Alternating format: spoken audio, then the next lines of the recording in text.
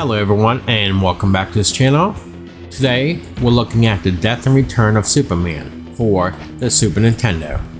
The Death and Return of Superman was released in 1994 on the Super Nintendo by Sunsoft. Experience the intense battles of the classic DC comic series as you play as Superman, battling the powerful Doomsday, navigating through 10 action-packed levels, and determine the true Superman among the 4 contenders, employing powerful abilities and swift movements in the fight for survival. Remember, if you're new to this channel, don't forget to hit the like and subscribe button as it helps out this channel grow. And don't forget to hit the notification button for all future videos. So, is the Death and Return of Superman any good today? Here is our review of the Death and Return of Superman for the Super Nintendo.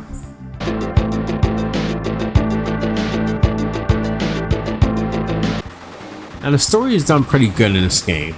The game is based on the comic book, and the thing here is that Doomsday finally kills Superman in the last fight. But a few years later, a few Superman suddenly starts to appear, and they are not all that different from the original one. So which one is the true Superman? That's what we're going to find out after finishing the game. If you are a fan of the Superman comic books, you will love how well the game follows a storyline of Superman's demise and resurrection. The story is told by cutscenes in between levels, and the cutscenes do a great job of telling the story.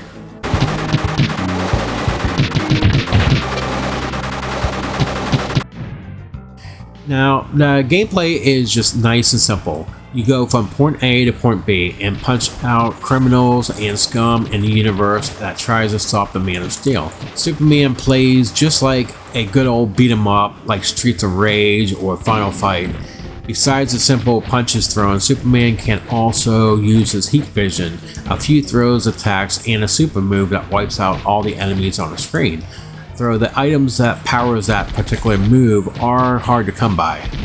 And with a quick double jump, the player can take to the air, bringing a few dimensions to fighting games. As per any other games in this genre, the player will have to fight their way through a lot of enemies and defeat a boss at the end of each level.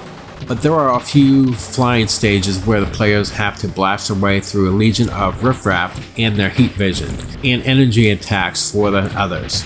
The only real drawback I can see is the repetitive battle system. Sometimes it seems like the bad guys just aren't going to quit.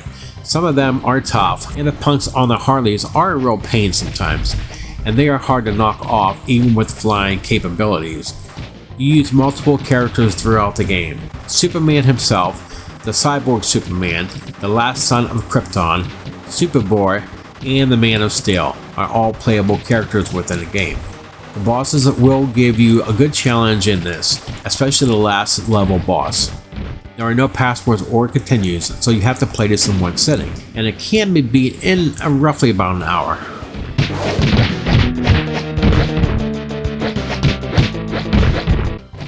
The graphics are really good in this game. The characters look like they're supposed to look like, especially Doomsday and Superman. They got Superman exactly right down to the spit curl on his forehead.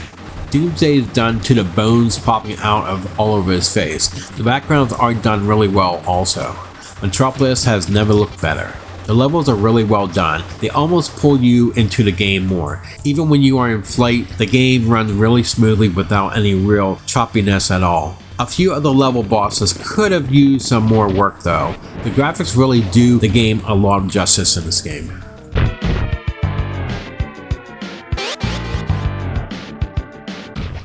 The music in this game is also really good. It has a dark soundtrack that gives the game a nice post-apocalyptic mood. Not nearly as varied as everything else in the game, but it's still really good. And especially for a beat 'em up, the sound is also quite good.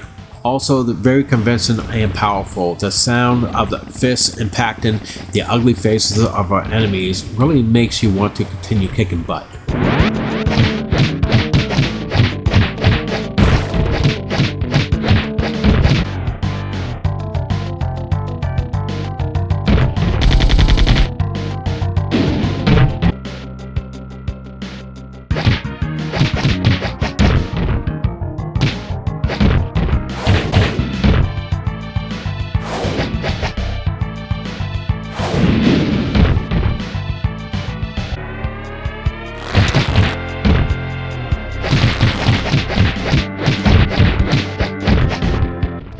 Overall, I think any Superman fan would be inclined to sit down and give this title a few sessions. It is fun to go through and see how much further you can make it.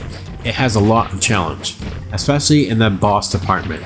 Some of the bosses require you to stay and fight most of the time. Going toe-to-toe with some of these could prove fatal. Practicing techniques is the only way to beat the game. This is a beat 'em up game and can get repetitive after a while, but it's still a really fun playthrough and it's worth checking out today. I did have fun with this game and would highly recommend this. Death and Return of Superman for the Super Nintendo is getting an 8 out of 10. So what did you think about the Death and Return of Superman? Leave comments below to share your thoughts. That would do it for this episode. Remember to like and subscribe if you like this review. Thank you for watching, and I'll see you here on the next episode. Have a great day.